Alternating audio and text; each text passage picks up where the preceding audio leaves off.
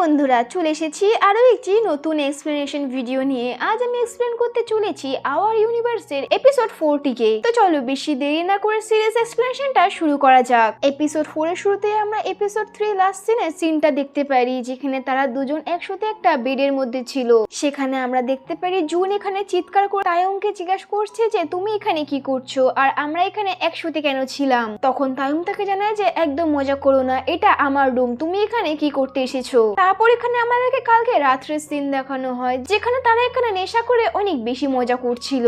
শুরুতে তো তারা এখানে একটা মদের বোতল দিয়ে শুরু করেছিল, কিন্তু আস্তে আস্তে তারা এখানে অনেকগুলো বোতলগুলোকে শেষ করে ফেলে, যার ফলে তাদের এখানে নেশা হয়ে যায় এবং তারা সেখানে অনেক বেশি মজা করেছিল। তায়ং এখানে তাকে ফটোগ্রাফি শেখানোরও চেষ্টা করছিল। জুনও তখন তাকে বলছিল যে আমিও আমার দিদিকে অনেক বেশি মিস করছি বলে তারা কান্নাকাটি করছিল। এই সমস্ত করতে করতে তারা সেখানে হাঁপিয়ে যায়, যার ফলে তারা এখান থেকে ঘুমাতে চলে যায়। আর তাদের সেখানে গরম লাগার কারণে তারা তাদের জামাটাকে খুলে সেখানে শুয়ে পড়ে এবং পরে তাদের এখানে ঠান্ডা লাগছিল বলে তারা একসাথে এসে শুয়ে পড়ে। তারপর তারা এখানে ডিসাইড করে যে এখানে অ্যালকোহল একদমই খাওয়া যাবে না, কারণ এটা ওজনের জন্য বাজে প্রভাব পড়বে। তারা এখানে একে অপরের উপর দোষ দিতে শুরু করে দেয় যে এখানে ভুলটা কার ছিল। তারপর আমরা দেখতে পারি তায়ং এখান থেকে গিয়ে তার রুমে শুয়ে পড়ে, কারণ এটা উইকেন্ড ছিল, দুজনেই বাড়িতে ছিল, কিন্তু তারা এখানে একে অপরের সাথে কথা বলছিল না। আর তারা এভাবে একা একা তাদের পুরো উইকেন্ডটাকে এখানে বাড়িতে কাটিয়ে দেয়। জুন এখানে তার সমস্ত কথাগুলো এখানে তার বান্ধবীকে এসে বলছিল। তখন তার বান্ধবী তাকে জানায় যে কি তুমি তার সাথে শুয়ে এসেছো। জুন তখন তাকে জানায় যে মজা করো না, আমি তার সাথে শুধু ঘুমিয়েছি, এমন কিছু করিনি। তারপর তার বান্ধবী তাকে জিজ্ঞেস করে যে সে কি হ্যান্ডসাম দেখতে ছিল, কিন্তু জুন তখন জানায় যে আরে না না, তখন আমরা ড্রিঙ্ক করেছিলাম বলে এই সমস্ত কিছু হয়ে গেছে। তারপর তার বান্ধবী তাকে আরো বলে যে তুমি কি দ্বিতীয়বারও তার সাথে শুতে চলেছো। তখন তার বান্ধবী তাকে বললে যে তুমি কি পাগল হয়ে গেছো। অন্যদিকে আমরা এখানে তায়ংকে দেখতে পারি, তখন তার বন্ধুরা তার কাছ থেকে অদ্ভুত প্রশ্ন করা শুরু করে দেয়। তাকে বলতে লাগে যে এখন তো তোমাদের গায়ের থেকে একই স্মেল আসবে, তোমরা তো একই সাবান ইউজ করো, বাথরুম থেকে তো কাপড় চোপড় পরে বেরাও, অনেক ক্লোজ হয়ে গেছো তোমরা। তখন তায়ং তাকে জানায় যে আরে না না, সে সব সময় কাজের জন্য ব্যস্ত থাকে। তারপর তারা এখান থেকে চলে যেতে লাগছিল।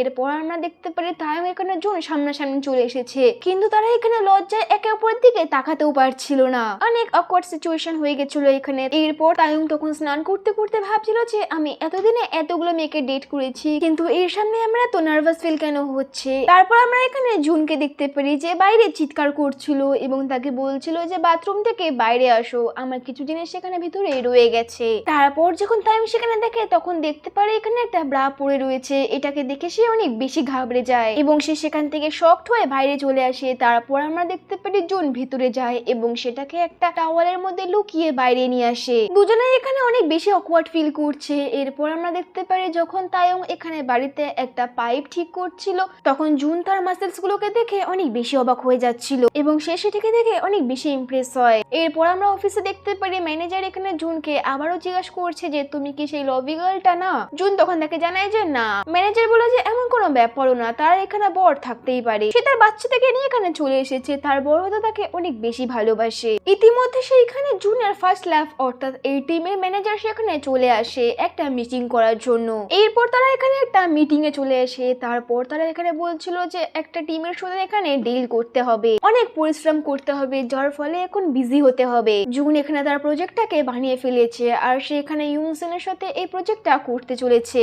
অন্যদিকে আমরা এখানে তায়ংকে দেখতে পারি, সে এখানে উজুনকে ময়লা কি করে ফেলতে হয় সেটা শেখাচ্ছিল। তখন সেখানে পাশের প্রতিবেশীটা চলে আসে এবং সেখানে তায়ংকে দেখে পালাতে শুরু করে দেয়। তায়ং তখন তাকে দেখে জানায় যে আরে সেই দিন তুমি বাড়িতে আগুন লাগিয়ে কোথায় পালিয়ে গেছিলে। তারপর সেখানে সে প্রতিবেশীর মা চলে আসে এবং তাকে সে বকতে শুরু করে দেয় এবং তাকে বলে যে আমি বাড়িতে একটা সিগারেট পেয়েছি, আমি তোমাকে বারণ করেছিলাম। তখন প্রতিবেশী তাকে জানায় যে আরে সেটা আমি খাই না। তায়ং তখন তাকে জানায় যে আরে হ্যাঁ হ্যাঁ এ তো খায়, আমি নিজে দেখেছি তাকে। তার মা তখন তাকে জানায় যে হ্যাঁ আমি আগে থেকেই বুঝতে পেরেছিলাম। তখন প্রতিবেশী তাকে জানায় যে আরে তুমি জানো না এই সময়ে বাঁচাতে হয়, একটা ভাই একটা ভাইকে বাঁচায়। তখন তায়ং তাকে জানায় যে আরে চুপ করো তুমি, তোমার জন্য আমার এখানে 1 মিলিয়ন ওয়ানে লস হয়ে গেছে, লাইনলর্ডকে কন্ট্যাক্ট করার কোনো ফায়দা হয় না, না তো সে কখনো আসে আর না সে কখনো ফোনটিকেও তোলে। প্রতিবেশী তখন তাকে জানায় যে আরে হ্যাঁ হ্যাঁ সে যখন আসবে তখন তোমার সব টাকা তোমাকে ফেরত দিয়ে দেবে, কিন্তু সেই মেয়েটা কই যে তোমার সাথে থাকতো। তখনই সেখানে জুন চলে আসে আর প্রতিবেশীরা এখানে তাকে কাপল বলে তাদের মজা নিতে শুরু করে দেয়। তারপর তারা তাদের বাড়িতে চলে আসে।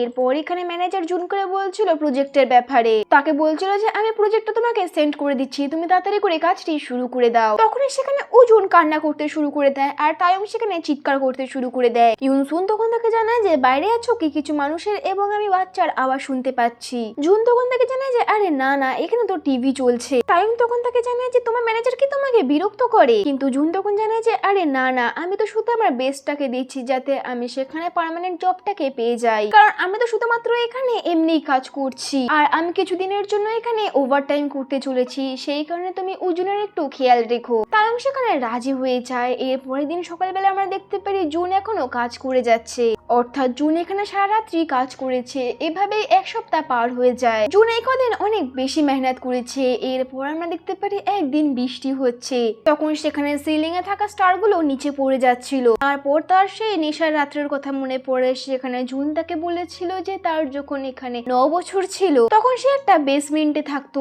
এবং সেখানে বৃষ্টির পর সেখানে জল জমে যেত। তখন তার বোন এখানে সেই পাঁচিলের মধ্যে স্টার লাগিয়ে দিয়েছিল যাতে এখানে সিলিং থেকে জল না টপকাক। এই ব্যাপারটা এখানে জুনের অনেক বেশি পছন্দ ছিল, এর জন্য এখানে সে সেই রুমটাতে থাকতে চাইতো না। এর জন্য তার এখানে তার বোনের কথা মনে পড়তো, এর ফলে সে এখানে সেই রুমটাতে ঘুমাতো না, সে লিভিং রুমে ঘুমাতো। তখন জুন তাকে আরো জানিয়েছিল যে তার দিদি অনেক বেশি ভালো ছিল, সে তাকে অনেক বেশি ভালোবাসতো, একদম তার মায়ের মতোই রান্না করে সে তাকে খাওয়াতো।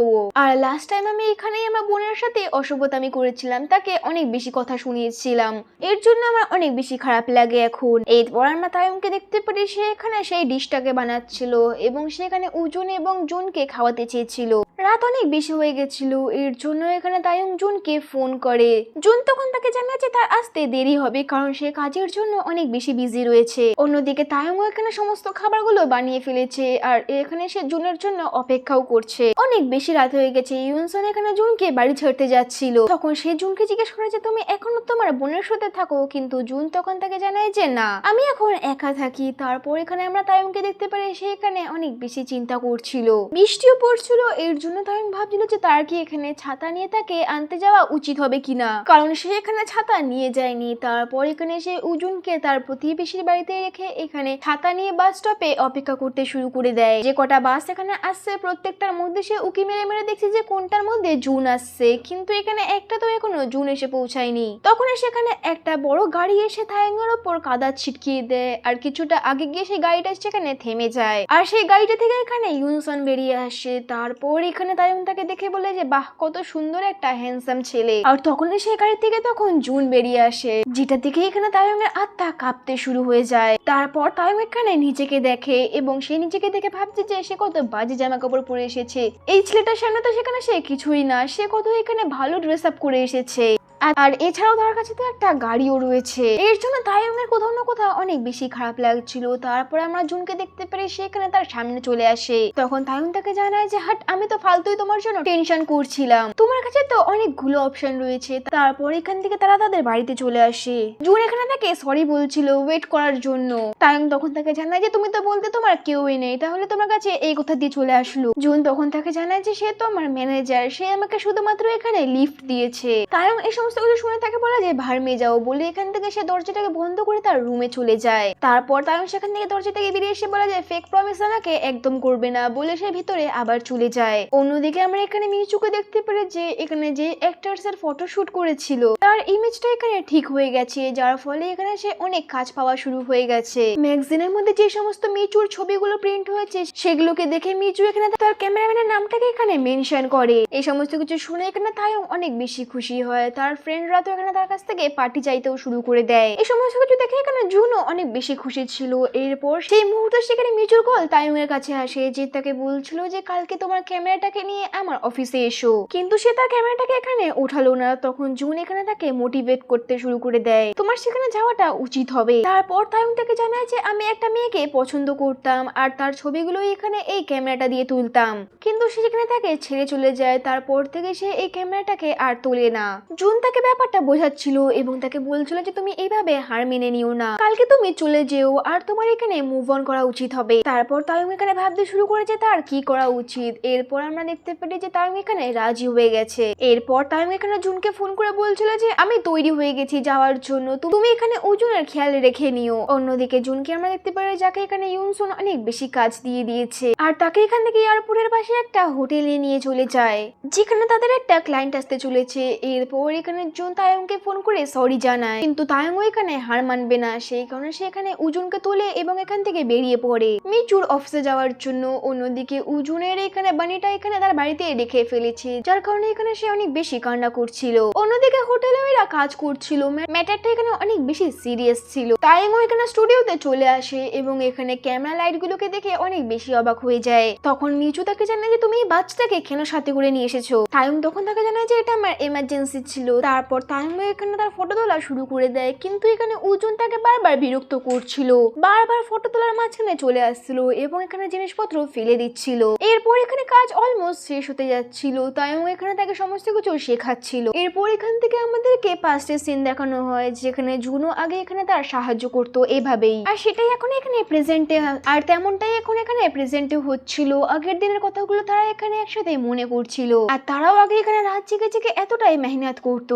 অন্যদিকে আমরা এখানে উজুনকে দেখতে পারি যে এখানে সমস্ত কিছু ভেঙে ফেলেছে, যার ফলে তার এখানে হাতে লেগে গেছে এবং তাকে নিয়ে এখানে দৌড়ে দৌড়ে হসপিটালে নিয়ে যেতে লাগে। তখন সেখানে নার্স তাকে বলে যে গার্ডিয়ানকে ফোন করতে, এর জন্য এখানে সে তাড়াতাড়ি করে জুনকে ফোন করে, কিন্তু জুন তো এখানে ফোনটাকে তার গাড়িতে রেখে এসেছিল। এরপর যখন সমস্ত কাজগুলোকে শেষ করার পর যখন জুন তার ফোনটিকে চেক করে তখন সে দেখতে পারে যে তায়ং তাকে হসপিটালে ডেকেছিল, যার জন্য তাড়াতাড়ি করে এখানে জুন তাকে কল ব্যাক করে এবং তাকে আস্তে আস্তে করে বলে যে কি হয়েছে, হসপিটালে কেন যেতে হবে। এই সমস্ত কিছু তায়ং শুনে আরো বেশি রেগে যায় যে সে কেন সেই ছেলেটার সাথে ঘুরে বেড়াচ্ছে। এরপর কিছুক্ষণ পর এখানে সে হসপিটালে আসে এবং সে এসে দেখতে পারে উজুনের আঙুলে এখানে সেলাই করা হয়েছে। তায়ং সেখানে তার উপর অনেক বেশি রেগেছিল কারণ সে এখানে ফোনটিকে তোলেনি। জুন তখন তাকে জানাচ্ছিল যে আমি অনেক বেশি ব্যস্ত ছিলাম। তায়ং তখন তাকে জানায় যে তুমি কিছুই করতে পারবে না, তুমি একটা বাচ্চাকেও সামলাতে পারো না, এর সাথে সাথে তুমি নিজেকেও সামলাতে পারো না। তখন উল্টে জুন তার উপর আরো চিৎকার করা শুরু করে দেয়, তাকে বলে যে বাচ্চাটাকে দেখভাল করার দায়িত্ব তোমার ছিল, তুমি কেন করতে পারোনি ঠিক মতো ভাবে। তাদের মধ্যে এখানে একটা ঝামেলা হয়ে যায়।